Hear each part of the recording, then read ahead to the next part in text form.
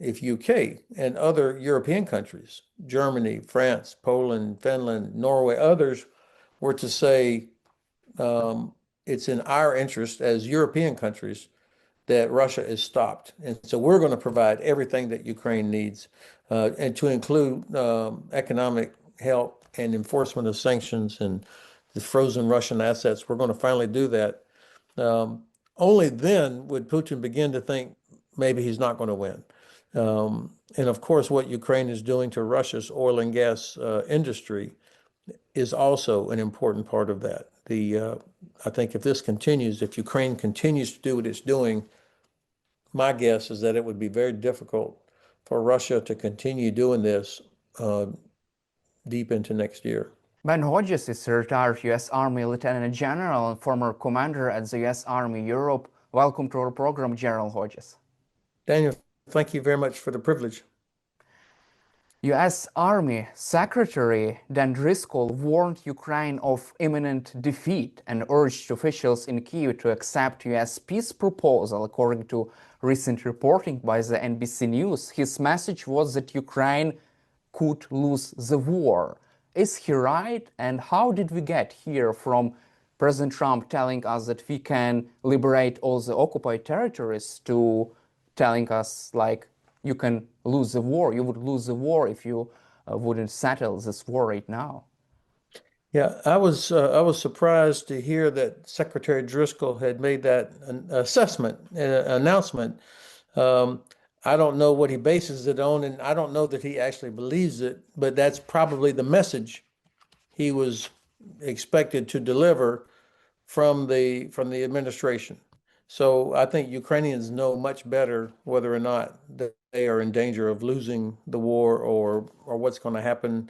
Um, and Ukrainians, of course, will pay the biggest price if it does if it does happen. But also Europe will pay an enormous price. The rest of Europe will pay an enormous price. And so I think Europeans are finally slowly waking up to the realization that they are going to have to make sure that Ukraine does not lose and that to fill the gap being left by the United States. Do you feel that there could be any kind of military assessment in the Pentagon that Ukraine could lose Donbass? Because President Trump has been saying that you would lose the Donbass this or otherwise, that like it doesn't matter for us, you have to settle right now if it won't be too late for us. Well, there may be, but again, Ukraine will know much better what the actual situation is on the ground than back in the Pentagon.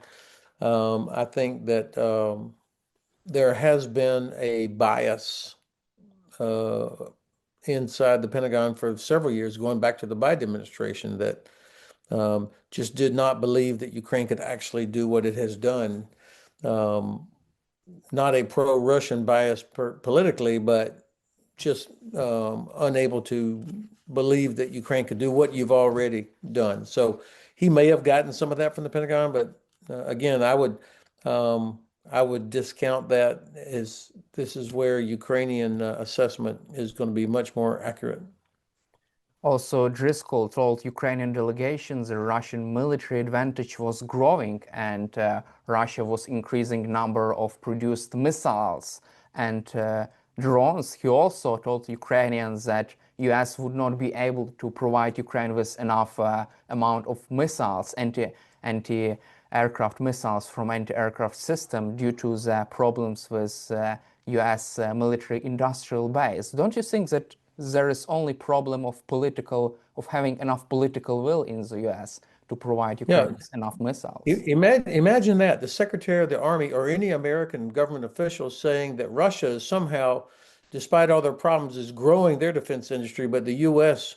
is not able to do that. I mean, what a sad state of affairs if that's the case. So it is all about political will. And of course, it doesn't have to be just the U.S. European countries are also finally beginning to increase their own production. Um, and I think one of the quickest ways would be to invest in Ukraine's defense industry. You are already moving out, growing, but you need some investment so that you can increase the scale and the speed. And so that's a way to make instant impact. Also, from your perspective, how common is in the US for the US government to send army secretary to conduct such high-stakes negotiations? You served in the US Army. What is your assessment of this unusual role for US Army secretary? Well, it is unusual. I don't know that I've ever seen it where the Secretary of the Army had that task in this kind of a situation. Now, I don't know Secretary Driscoll. By all accounts, he's a very intelligent, industrious person. Um, so I think what we're seeing is a little bit of inside the U.S. government, the administration, just like you might find in most other administrations, most other governments, you have different factions that um, I don't know this. I'm just saying this as an outside observer that this could be part of the Vice President Vance effort to help get things going. There's a lot of speculation inside Washington that Vice President Vance and Secretary Rubio might be seen as rivals to be the next leader of the Republican Party. That in and of itself would not be shocking.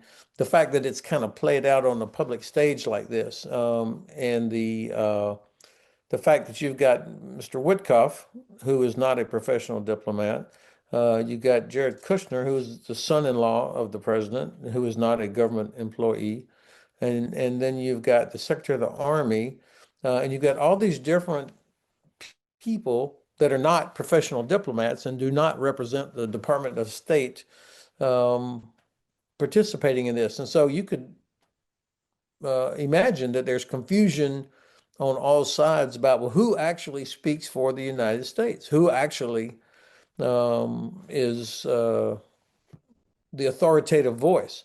And I think this is the approach the administration has taken.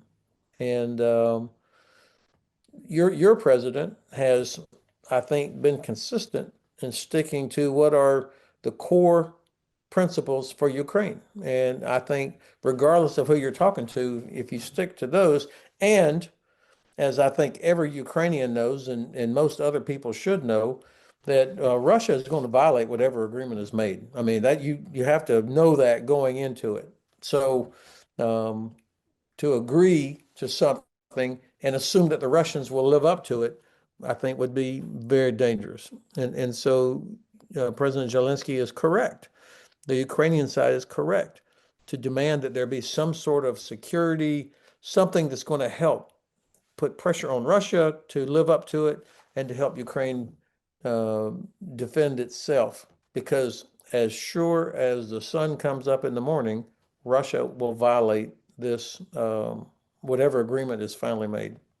You just also mentioned about this peace proposal. What is your assessment of the main terms of this offer in the matter of military capabilities? This size of the Ukrainian army, they proposed to reduce to 600,000. Ukraine tried to put up this limit to 800,000. Also, there are some interesting terms. According to CNN, there are still unresolved questions about territories, because Russia would like Ukraine to surrender Donbass, about security guarantees, and about other interesting military capabilities, the size of the Ukrainian army. What is your assessment of this discussion? So, first of all, who benefits from Ukraine's military being restricted in its size and what it can do? One country benefits, that's Russia. So that I don't know how Ukraine could ever agree to that. That's a to voluntarily weaken yourself as a demand from the aggressor. Now, of course, you have to keep in mind that the premise from the Russian side, obviously, and unfortunately from the White House, is that Russia's winning, Ukraine is losing. And so that's the mindset.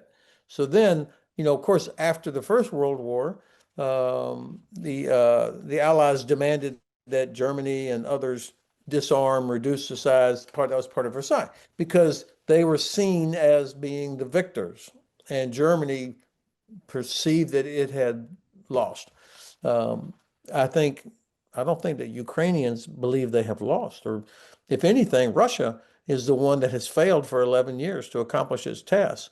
So I think that there's no way that who am I? But I would strongly encourage Ukrainians to think about why in the world should they agree to any limitation on the size of their military, or whether or not they should promise to never ever ask to join NATO, or never ever have weapons that have certain capability. That only benefits Russia. That to me would be a non-negotiable. Let's also cover this interesting story reported by Bloomberg. Steve Witkoff advised Yuri Ushakov how Russians should deal with President Trump. How can they appease President Trump and compel him to support Russia's plan to end the war? What is your take on that misconduct, on this possible crime? Is this treason? You know what? That word treason gets tossed around so much that it's lost meaning, unfortunately. But I don't know how anybody on the Ukrainian side or European side could ever trust Mr. Witkoff. I mean, you know, it does make you wonder who leaked it, who knew about it, and who leaked it. That's a whole interesting story. Who benefits from the leak? But that's a side story. The most important thing is how could you trust this person? And he's the lead negotiator for the United States. In normal times, he would have been sacked immediately. Well, in normal times, he would have never been the guy. But in sort of normal times, he would have been sacked immediately. But instead, the president's reaction was, well, this is just normal part of a deal making process. Of course, everybody does this. And so I don't expect that the president is going to get rid of him or anything like that. But I would, if I was a Ukrainian sitting across from him on the Ukrainian side of the table, I would not believe a single word he said, or Jared Kushner. For them, this has always been a real estate deal.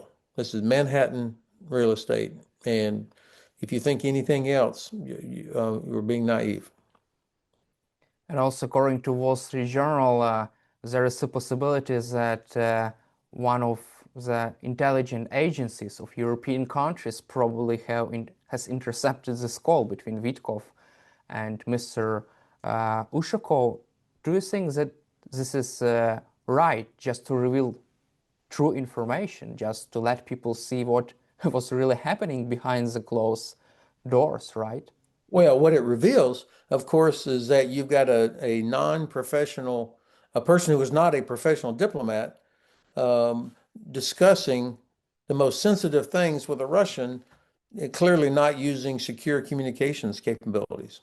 So again, this is where the lack of professionalism, of understanding what it is you're really dealing with, is such a mistake. That's what it reveals. Let's also cover a recent interesting article by The Economist that Vladimir Putin has no credible plan for winning the war in Ukraine. He decides to continue this grinding war of attrition for just capturing small amounts of ground without having the possibility to have strategic victory over Ukraine. From your perspective, how close is Vladimir Putin to accepting any kind of a ceasefire at this stage of the war? Yeah, zero, as long as he thinks that the West is eventually going to quit or will not be strong enough to withstand him, or the United States is not going to do it. So he has zero incentive to stop doing what he's doing right now. The only incentive will come if the United States were to say, we are going to help Ukraine. We're going to give everything they need. And if the U.S. were to use this leverage, that's not going to happen. Or if UK and other European countries, Germany, France, Poland, Finland, Norway, others were to say, it's in our interest as European countries that Russia is stopped. And so we're going to provide everything that Ukraine needs, and to include economic help and enforcement of sanctions and the frozen Russian assets. We're going to finally do that. only then would Putin begin to think maybe he's not going to win. And of course, what Ukraine is doing to Russia's oil and gas industry is also an important part of that. I think if this continues, if Ukraine continues to do what it's doing, my guess is that it would be very difficult for Russia to continue doing this uh, deep into next year. Some analysts also say that Putin has from 6 to 12 months this window of opportunity to try to break Ukraine, and then he would be forced to make some serious decisions. No, that's as good a guess as any. I've I've never been able to fully be confident that I know what's happening on the Russian side economically. But of course, like you, I read a lot. I pay attention to different analysts who I trust, and it just the general view seems to be that Russia economically cannot sustain what they're doing. They cannot go on forever, even if Secretary Driscoll said they can. Um, at some point, if we were really clever and strategic thinking, we would find a way to get oil and gas to China and India to replace what they get from Russia.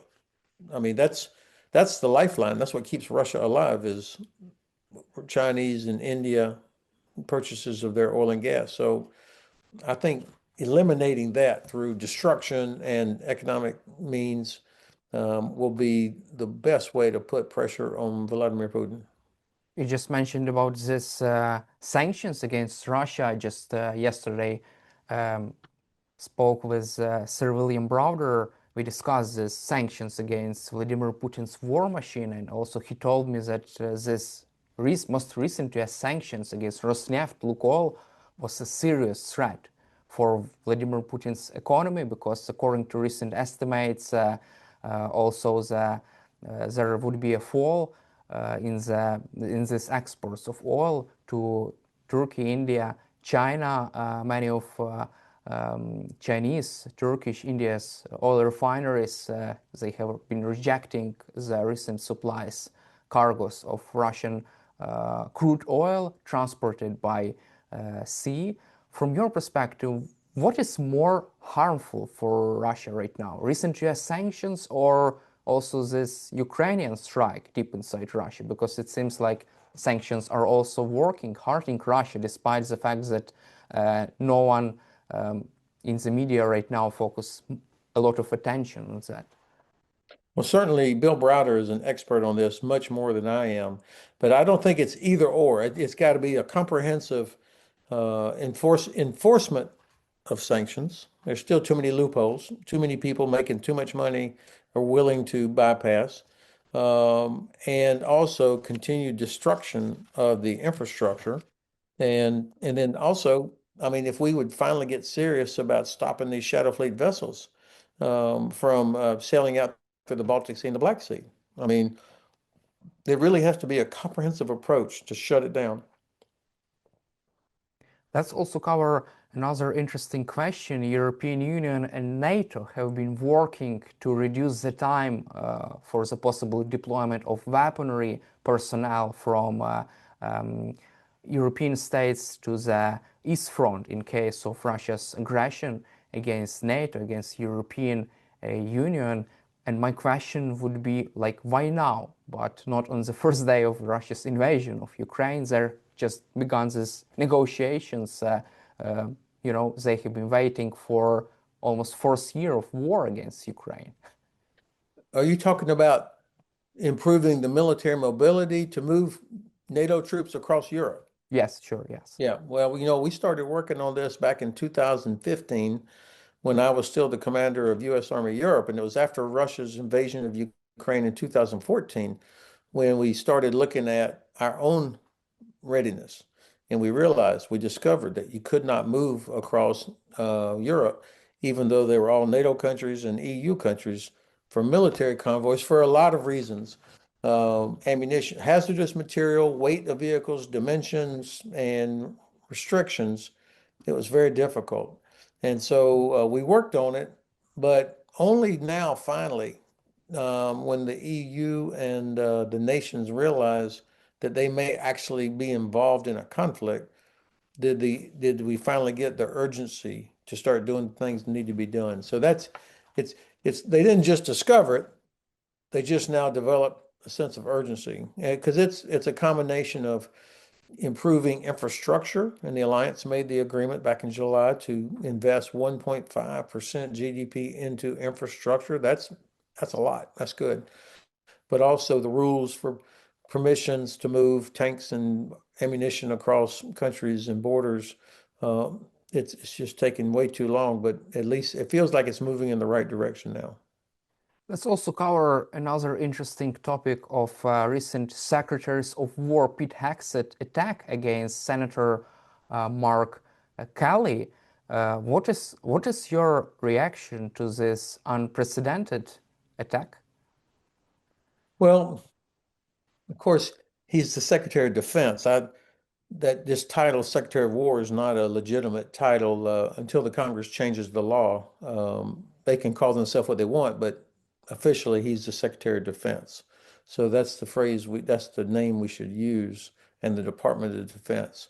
Of course, I saw the video of Senator Kelly and Senator Slotkin and Congressman Crow and the others, 6 members of Congress who are either military veterans or veterans from intelligence agencies, where they all had to take that oath to support and defend the Constitution of the United States.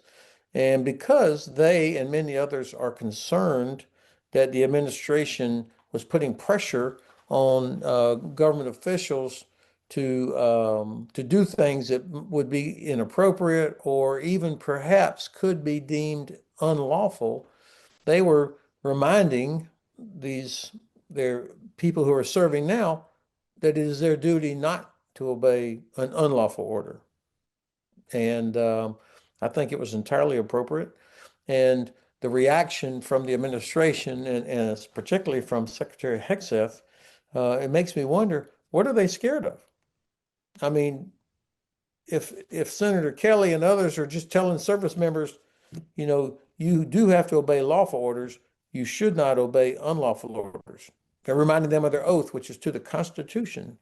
And so if the administration says everything that the president does is lawful, okay, then what are you scared of?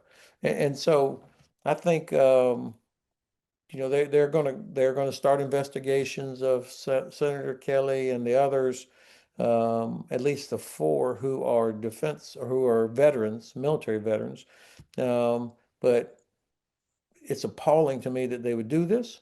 And I'm waiting to see, do Republican members of Congress stand up and say, that's enough. That's unacceptable. And it probably, in a political sense, will damage the Hegseth and others, because it's such an outrageous thing to do. But we should not be surprised. I mean, the administration has done a lot of things that are, I think a year ago, nobody would have believed it. And what is your personal opinion, take on this matter of obeying unlawful order by the commanders? What can you say to American military personnel as former U.S. Army Lieutenant General? Well, first of all, it should have gotten everybody's attention that one of the first things that they did when Secretary Hegseth became the secretary was that they sacked all of the top military lawyers. They got rid of all the top lawyers who had been there for all these years. Why would you do that? I mean, if there was no reason, right, they didn't break the law or they didn't do something that was inappropriate, why would you sack all of the lawyers right from the beginning? And then divert a bunch of the other military lawyers to go help Department of Homeland Security on border issues. Why would you get rid of all of that? That it should be concerning to everybody. It is to me, because commanders depend on their legal counsel to advise. At the end of the day, the legal counsel, the judge advocate general, we call them, they don't say yes or no, but they recommend, sir or ma'am, this would be inappropriate, this does not look legal, whatever. And so when you take that away, it puts more pressure on commanders to decide what's going on. Now, the whole system is based on the premise that the government will act within the law. And so when you receive orders, the presumption is that it's a lawful order. That's the start point. But you have the duty. You learned this. I learned this when I was a cadet back in the 70s. You have the duty, if it's like something that does not seem like it is legal, to question it. And sometimes it'll be obvious, like, shoot those prisoners, kill these, or destroy this civilian infrastructure, whatever. You know for a fact that that's illegal. Other things will not be as obvious, and that's where it gets challenging. So I think that um, at the end of the day, you have to be responsible for what you do. We learned from the very beginning you could never use what was referred to as the Nuremberg defense. You can't say I was just following orders. That didn't work for the Nazis, and it's not going to work for anybody else.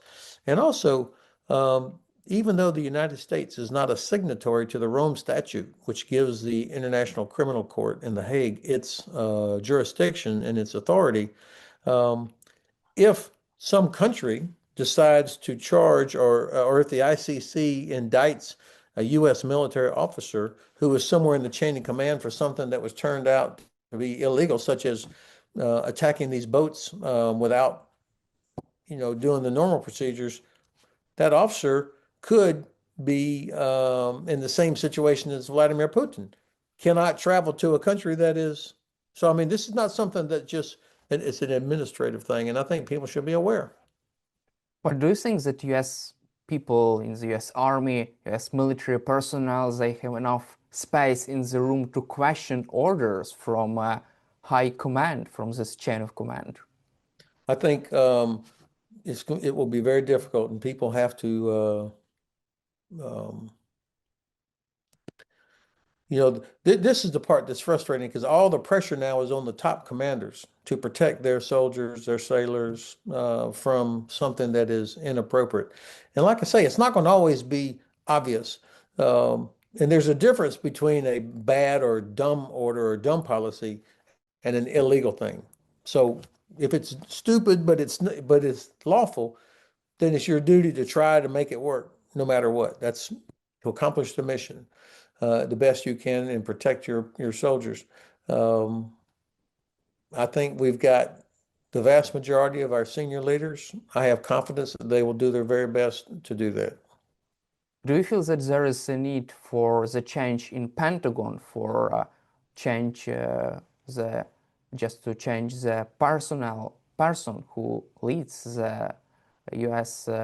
This Pentagon, U.S. Army, and this all organization after the most recent news, and also that meeting between U.S. generals, President Trump, Pete Hegseth. Do you feel that U.S. Army really have enough trust in Pete Hegseth?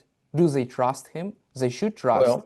Well, Daniel, you're asking me questions that are not appropriate. I don't know that. I couldn't answer that. What I do know is that those officers will do their very best to accomplish whatever mission they're given, if it's legal, and to protect their people. Thank you, General Hodges, for your time and for your insightful answers, and glory to Ukraine. Herom Slava.